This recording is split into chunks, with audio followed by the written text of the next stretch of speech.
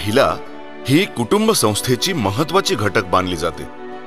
घर कुटुंबाला सर्वार्थानं बळकटी देण्याचं काम घरातील कर्ती महिलाच करीत असते। गरीब कुटुंबातील महिलेला एकाच वेळी अनेक भूमिका पार पाडाव्या लागतात।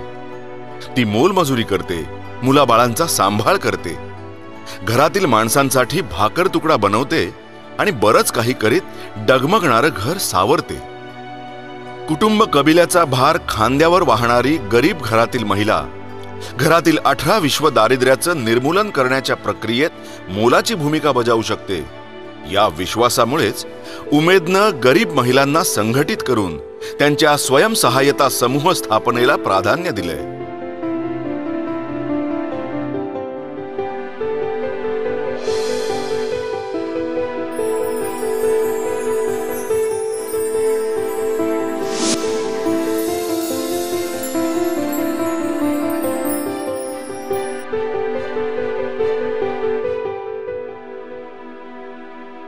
महाराष्ट्र राज्य ग्रामीण जीवनोन्नती अभियानाअंतर्गत गावागावातून स्थापन करण्यात आलेल्या महिला स्वयंसहाय्यता समूहांचं बळकटीकरण करण्याकरता उमेदनं दशसूत्रीचा अवलंब करण्याचं धोरण स्वीकारलंय। या दशसूत्रीमुळे स्वयंसहाय्यता समूहांच्या कार्यपद्धतीत पद्धतशीरपणा तर आलाच, शिवाय दारिद्र्य निर्मूलन आणि ग्रामविकासाच्या कार्यात गरीब महिला अधिकाधिक लक्ष घालू लागल्यात। उमेदच्या माध्यमातून मिळणाऱ्या दशसूत्रीच्या पायाभूत प्रशिक्षणामुळे स्वयंसहाय्यता समूहातील महिला सदस्य अधिक आत्मविश्वासानं काम करू लागलेत। स्वयंसहाय्यता समूहाचा अध्यक्ष दर 2 वर्षांनी बहुमतानं बदलण्यात येतो। दशसूत्रीमधील पहिल्या 5 सूत्रांना धनव्यवहार असं म्हणतात। त्यामधील पहिलं सूत्र म्हणजे नियमित बैठक। नियमितपणे होणाऱ्या या बैठका आळीपाळीनं गटातील प्रत्येक सदस्याच्या घरी घेतल्या जातात। त्यामुळे प्रत्येक सदस्याच्या घरातील अडचणींची अन्य सदस्यांना जाणीव होते। त्या घरातील सदस्य महिलेव्यतिरिक्त कुटुंबातील इतर सदस्यांना गटाच्या कामकाजाची माहिती होते। स्वयंसहाय्यता समूहामार्फत होणाऱ्या कामांना कुटुंबांचा पाठिंबा मिळवण्यात आळीपाळीच्या बैठकांमुळे मदतच झाली आहे। सगळ्यात महत्त्वाचं म्हणजे बैठकीच्या निमित्तानं एकमेकींच्या घरी जाण्यानं गटातील सदस्यांमध्ये आपुलकीचे स्नेहबंध नकळत जुळून येतात आणि कालांतरानं दृढ होतात। एकत्र येऊन विचारांची देवाणघेवाण करता यावी, आर्थिक प्रश्न, सामाजिक बाबी आणि विकासासंबंधी विचार करता यावा, यासाठी समूहातील महिला आपल्या सोयीनुसार आठवड्यातून एकदा बैठक घेतात। बैठकीला आलेल्या महिला गोलाकार बसून सामूहिक प्रार्थना किंवा प्रेरणा गीत म्हणून बैठकीची सुरुवात करतात।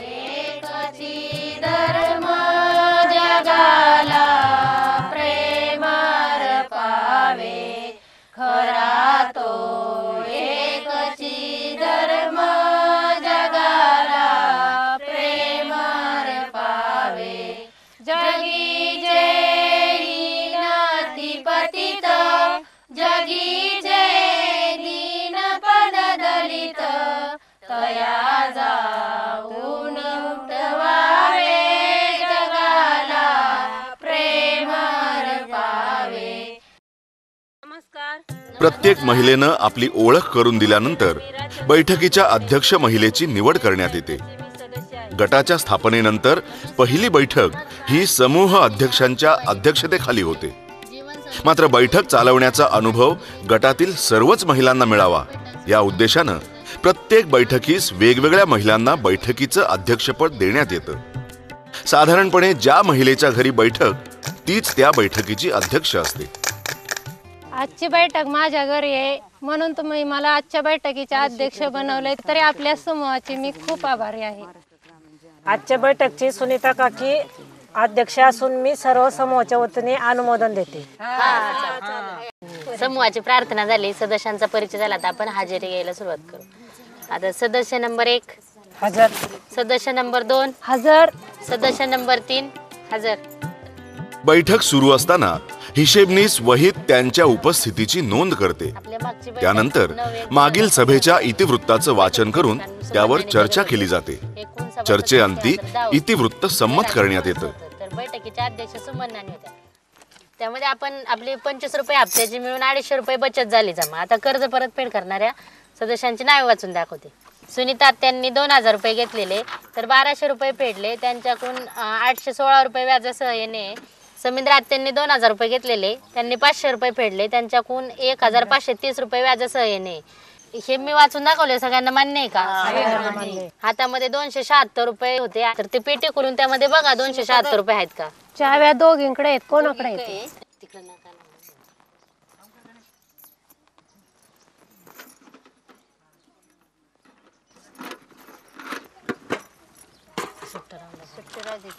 दहा, 20, 30, 40, 50, 60, 70, 80, 90, 100 आणि हे 200, हे 50, 250 झाले. हे 276 रुपये.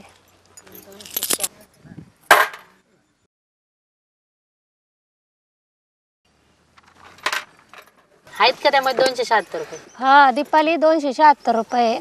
आता मी जे वाचून दाखवलं तुम्हाला ते मान्य आहे का सगळ्यांना? सगळ्यांना मान्य.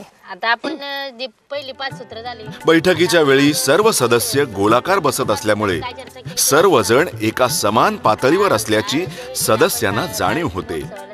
सर्व चर्चा आणि व्यवहार समोरासमोर होत असल्यामुळे कामकाजात पारदर्शकता निर्माण होते. चेहरा वाचता येतो, भावभावना समजतात. मुलांना व्यवस्थित आहार मिळतो का नाही ते बालवाडीच्या शाळेत जाऊन आपण पाहिलं. म्हणजे स्वतः माझीच मुलं आहेत, त्यामुळे मी तिथं जाऊन पाहिलं. बाईंना विचारलं व्यवस्थित आहार देत आहे का? त्या म्हणलं 2 टाइम आहार देते व्यवस्थित, असं आपण ठरवलं होतं. आपण ते केलं. दशसूत्रीचं दुसरं सूत्र आहे नियमित बचत. इतिवृत्त वाचनानंतर बचत रक्कम गोळा करण्यात येते. तर आता आपण आपल्या बचतीला सुरुवात करू. सुरेखा सोपान बाटे, हे माझी आठवड्याची 25 रुपये बचत. ही सुरेखा अक्काची आठवड्याची 25 रुपये. थेंबे थेंबे तळे साचे या तत्वाप्रमाणेच महिला स्वयंसहाय्यता समूह छोट्या छोट्या बचतीतून मोठी रक्कम उभी करीत असतात. 25 रुपये बचत. पैसे काढून नाही चांगले आहे नोटा. ही माझी 25 रुपये बचत. दीपालीची 25 रुपये आठवड्याची बचत. बचत जमा करण्याची एक वेगळी पद्धत आहे. प्रत्येक महिला आपलं नाव आणि बचतीची रक्कम मोठ्याने सांगतात. बचतीचे पैसे आणि बचत पासबुक गोलाकार बसलेल्या सदस्यांच्या हाती दिलं जातं. प्रत्येक सदस्य महिलेचं नाव आणि बचत रक्कम मोठ्याने सांगत सर्व सदस्यांची बचत जमा होते. ही सुरेखाची आठवड्याची या 25 पद्धतीमुळे रुपये बचत. महिलांना पैसे हाताळण्याची सवय होते. सर्वांनी पैसे जमा केल्याची खात्री होते. शिवाय आपले पैसे, आपली बचत सुरक्षित असल्याचीही खात्री पटते. सदस्य महिलांच्या अडीअडचणी सोडवण्यासाठी ही बचत उपयोगी पडत असते. बचत जमा करून झाली. दरमहा किती बचत करावी हा निर्णय समूह सदस्य एकमतानं घेत असतात. अमुक एवढीच रक्कम बचत करावी याबाबत बंधन नाही. मात्र बचतीची रक्कम स्वतः सदस्य महिलेने समक्ष जमा करणं आवश्यक आहे. अडीअडचणीच्या वेळी समूहाला कल्पना देऊन बचतीची रक्कम हस्ते परहस्ते देखील जमा करता येते. पैशांची अडचण असेल तर उसनवारीनं किंवा पुढील बैठकीच्या वेळीही बचत जमा करता येते. आग्रह एवढाच की बचत नियमित असावी. दशसूत्रीचं तिसरं सूत्र कर्जाची नियमित परतफेड. आज कोण कर्ज परतफेड करणार? मी करणार आहे. मी करणार आहे. माझी 5व्या आठवड्यात व्याज येईल. मी आज माझ्याकडे 100 रुपये होते ना, तर मी 100 रुपये फेडणार आहे. कर्ज घेणाऱ्या महिलेनं कर्जाची नियमित परतफेड वेळेवर करणं हेही महत्वाचं असतं. नियमित कर्ज परतफेडीमुळे इतर सदस्यांच्या अडचणी सोडवण्यासाठी रक्कम उपलब्ध होत असते. तर कर्जाच्या हप्त्यासोबत मिळणाऱ्या व्याजामुळे समूहाचं भांडवल वाढतं. बचत जमा झाल्यानंतर बैठकीत कर्ज परतफेडीचा विषय घेण्यात येतो. कर्ज घेतलेल्या सदस्य महिला, परतफेडीचा हप्ता आणि व्याजाची रक्कम वैयक्तिक पासबुकात घालून 2 सदस्यांच्या हातून समूहाकडे जमा करतात. आणि पुस्तक लिहायचं. कर्ज वितरण आणि कर्ज परतफेडीच्या व्यवहारामुळे समूहातील महिलांना बँक व्यवहाराची सुद्धा ओळख होते. चहा प्यायल्याशिवाय पाहून हरवळी चांगली दिसतात का? अंतर्गत कर्ज वितरण हे दशसूत्रीचं 4थं सूत्र. स्वयंसहायता समूहातील महिलांची ही बचत त्यांच्या लहान लहान गरजा पूर्ण करण्यास उपयुक्त ठरते. महिलांना आर्थिकदृष्ट्या सक्षम करण्याकरिता बचत रक्कम अंतर्गत कर्जासाठी वापरण्यात येते. बचत जमा केल्यानंतर सभेत कर्ज वितरणाची कार्यवाही सुरू करण्यात येते. आपली सुरुवातीची शिल्लक होती 2,291 रुपये. आजची जमा आहे 1,394 रुपये. तर एकूण 3,694 रुपये होते. तर कोणाला कर्ज वाटप पाहिजे का? मला पाहिजे. कर्ज घ्यायचंय का कोणाला? मला पण घ्यायचंय ग. मला पण घ्यायचे. मीराताई तुम्हाला किती घ्यायचंय? मला 1,000 रुपये पाहिजे. आत्या तुम्हाला? मला 500 रुपये लागतात.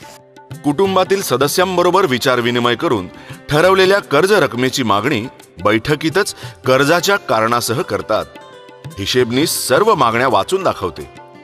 समूहाकडील जमा रक्कम कर्ज मागणीहून अधिक असल्यास सर्वांना तात्काळ कर्ज देण्यात येतं. समूहाकडे असलेल्या जमेपेक्षा मागणी जास्त असल्यास गरजांचा प्राधान्यक्रम ठरवून त्याप्रमाणे कर्ज वाटप केलं जातं. तथापि सदस्याची परतफेडीची क्षमता देखील विचारात घेतली जाते. सुनीता आत्या तुम्हाला कशाला 500 रुपये लागतात? मला जरा वाटाणा मी केलाय ना, तर त्याला पावडर फवारायची, त्यामुळे म्हणलं 500 रुपये उचलावा आता या आठवड्यात. कशी फेड करणार? मला असं 50 रुपये आले आठवड्याला, 100 मिळाले, जसे मिळेल तसे मी फेडून टाकायला. त्याच बैठकीत कर्ज नाकारण्यात आलेल्या किंवा मागणीपेक्षा कमी कर्ज मंजूर केलेल्या महिलेला समजावून सांगण्यात येतं आणि पुढील बैठकीत कर्ज देण्याची हमीही देण्यात येते. मला साडी घ्यायची. साडी घ्यायची. इथं बाकीचे राहिले, तुमचं साडीचं नटले. करावा कॅन्सल करायची तुम्हाला ती. बरंच नाही, पुढच्या आठवड्यात घे. येईन सप्ताह येईन तेव्हा घेता येईल.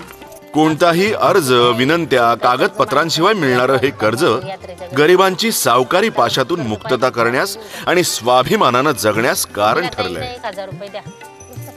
नाही हातात द्या. आणि म्हणूनच नको कागदपत्र, नको अर्ज, बैठकीतच घ्या अंतर्गत कर्ज, असं म्हणावंसं वाटतं. साधारणतः 2% दरमहा किंवा पंधरवड्याला 1% या व्याजदरानं सदस्यांना कर्ज दिलं जातं. समूहाचे लेखे अद्ययावत ठेवणं हे दशसूत्रीतील 5वं सूत्र आहे. स्वयंसहायता समूहाच्या दैनंदिन व्यवहाराची बैठकीच्या दिवशीच सविस्तर नोंद करणं म्हणजेच अद्ययावत लेखे होय. लेखे हा स्वयंसहायता समूहाच्या व्यवहाराच्या पारदर्शकतेचा आरसा आहे.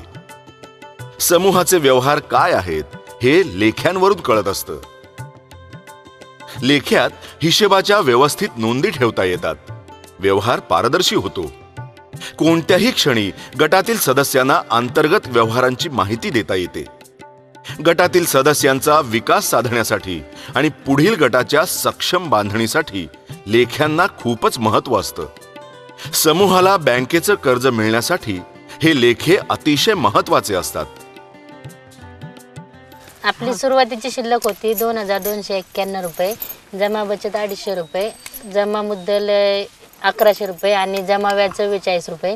एकूण 3,685 रुपये आपल्याकडे जमा झाले आणि आपल्या हातामध्ये 170 रुपये आहेत.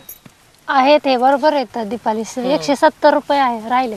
मग ते पेटी ठेवून त्याला कुलूप लावा. कर्ज वाटपानंतर उर्वरित सर्व रक्कम समूहाच्या ATM मध्ये म्हणजेच छोट्या पेटीमध्ये ठेवण्यात येतं. मला मागच्या वेळेस पोरगा आजारी पडलं तर ते 500 रुपये मी मग सुरेखाकडे गेले संध्याकाळची आणि अलकाबाईला पण सांगितलं मला लागतात. मग आपण दोघी ATMच्या 2 किल्ल्या वेगवेगळ्या सदस्यांकडे असतात, तर ATM तिसऱ्याच सदस्याकडे असते. पेटी असते ना, तर आता सगळं पैसे मी राहिलेले ठेवलेत. अख्खा ही पेटी या 3ही महिला सदस्यांची नावं बैठकीतच ठरवण्यात येतात. या रकमेतून सदस्यांची अर्ध्या रात्रीची गरज भागवता येते. दशसूत्रीमधील दुसऱ्या 5 सूत्रांना मनव्यवहार म्हणतात. केवळ आर्थिक व्यवहार करणं हे समूहाचं काम नाही, तर सामाजिक मुद्द्यांबद्दल चर्चा करून त्यावर प्रभावी उपाययोजना करणं हेही महत्त्वाचं काम आहे. समूहाच्या माध्यमातून महिलांनी आपल्या कुटुंबाची सर्वांगीण प्रगती साधणं अपेक्षित आहे.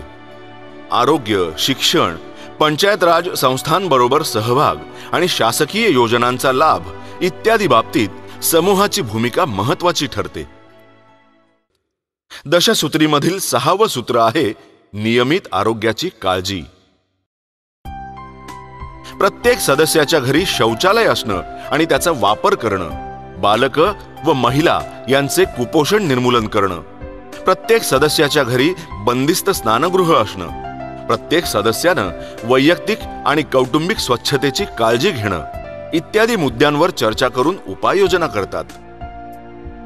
समूहाच्या महिला प्राथमिक आरोग्य केंद्रातील वैद्यकीय अधिकारी आणि आरोग्य सेविकांना समूहाच्या सभेत बोलावून विविध आरोग्य सेवांची माहिती घेत असतात. नमस्कार. नमस्कार. आता आपले धन व्यवहार झाले, आता आपण मन व्यवहाराला सुरुवात करू. त्याच्यामध्ये आरोग्याविषयी आपण चर्चा करू. शीतल, सगळ्यांच्या घरी आपल्या घरी संडास आहेत का त्याची चौकशी कर बघ. आता माझ्या मुलांची शाळा होती तोपर्यंत मला काय करता आले नाही, पण आता माझा मोठा मुलगा कामावर लागलाय, तर मी आता त्याची शाळा पूर्ण झाली आहे, बारक्याची चालली, पण मी आता घर बांधणार आहे, त्यावेळेस मी बांधणार आहे. आपल्याला तुला जर काय गरज लागली ना तर आपण यातून काहीतरी ऍडजस्ट करून तुला मदत करू. मला गरज लागणारच आहे, कारण का आता लगेच पुरं कामावर लागली पाहिजे काय, लगेच आपल्या जवळ पैसा आहे का, मला लागले तर मी पैसे घेणारच आहे याच्यात. लीलाबाई, तुम्हाला 12,000 रुपये आपल्याला संडासला बांधायला मिळतात. आता कसं झालंय, सुनीता आत्यांना पण आपल्या 5,000 रुपये मिळालेले आहेत. मिळाले ते आलेत माझ्या कानावर, सुनीताला मिळाल्यात. चालेल की आपण एक फॉर्म भरू तुमचा. चालेल, आणि खरं संडास बांधाच. बांधणारच आहे.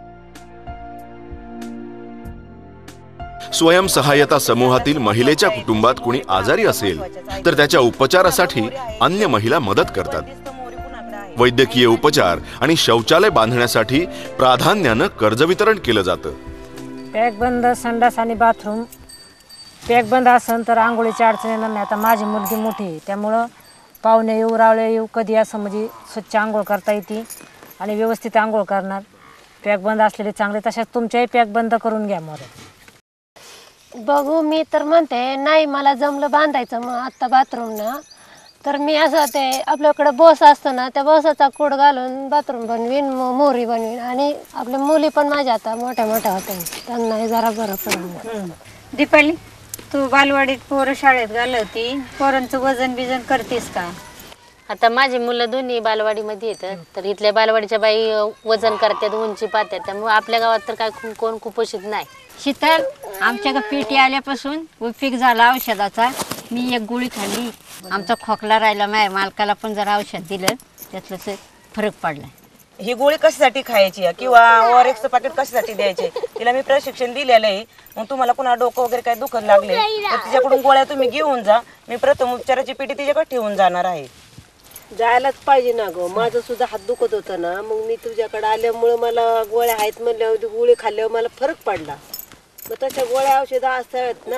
नाही आहेत ना माझ्याकडे. आता काय ना रात्रीचं कुठे जायचं आपण, महिला मंडळ रात्रीचं यायचं, तिच्याकडे ठेवलं तर आपलं चालेल. मग मी दीपालीकडे आपली प्रथम उपचाराची पेटी ठेवून जाते. मग तुम्हाला लागले तर तुम्ही यातल्या गोळ्या घ्या. आता त्या गुडघ्याला लागले, गुडघ्याला लागले, लाव ऐक तुप त्यातली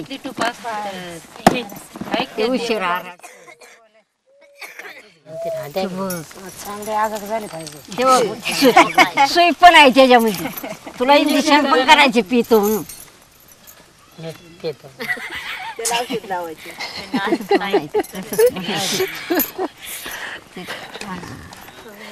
आता जा खेळायला. त्याचे केवढे आहे. सर्वांना दर्जेदार शिक्षण हे दशसूत्रीतील 7वं सूत्र आहे. 2009 साली शिक्षणाच्या हक्काचा कायदा करून शासनानं 6 ते 14 वर्ष वयोगटातील बालक बालिकांना सक्तीच्या आणि मोफत शिक्षणाचा अधिकार दिला आहे. सदस्यांची वयोगट निहाय पात्र मुलं मुली नियमित शाळेत जातील, त्यांना दर्जेदार शिक्षण मिळेल यासाठी सदस्य चर्चा करतील आणि गरजू महिलांना प्राधान्यानं कर्ज दिलं जाईल.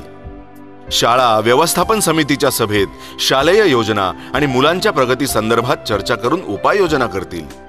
मुख्याध्यापक समूहाच्या सभेला उपस्थित राहून चर्चा करतील. निरक्षरता आणि अज्ञान ही गरिबीची प्रमुख कारणं आहेत. गरीब कुटुंबातील नवीन पिढी शिकली तर ती स्वतःच्या पायावर उभी राहते, नोकरी व्यवसाय करू लागते आणि कुटुंबावरचा गरिबीचा कलंक पुसून टाकते.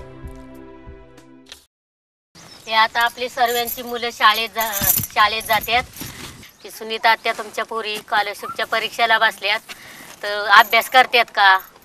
आता मागे पालक सभा होती ना आपल्या शाळेत, तर त्यावेळेस मी गेले होते. त्यावेळेस आपल्या सरांनी ना शाळा कमिटी नेमली, त्यामध्ये मला सदस्य ठेवलं. त्यामुळं वेळच्या वेळी मी मीटिंगला हजर होते. शाळेत आहे ना मुलांची अभ्यासाबद्दल चौकशी करते. तर सर म्हणले चांगली प्रगती आहे तुमच्या मुलांची. सुरेखाताईंचा मुलगा 10वी मध्ये पास झाला तर आपण त्याचा सत्कार केलेला आहे. त्याला किती 500 रुपये देऊन त्याचा आपण त्या सत्कार केला होता. गावाच्या विकासासाठी दशसूत्रीनं पंचायत राज संस्थांबरोबर नियमित सहभाग हे 8वं सूत्र ठरवलंय. गाव हे देश विकासाच्या प्रक्रियेतील प्रमुख केंद्र मानलं जातं. ग्रामपंचायतीच्या माध्यमातून लोकांच्या सहभागानं गावाचा विकास साधणं हा पंचायत राज संस्थांचा प्रमुख हेतू आहे. लोकसहभागासाठी गाव पातळीवर विविध सभांचं आयोजन केलं जातं.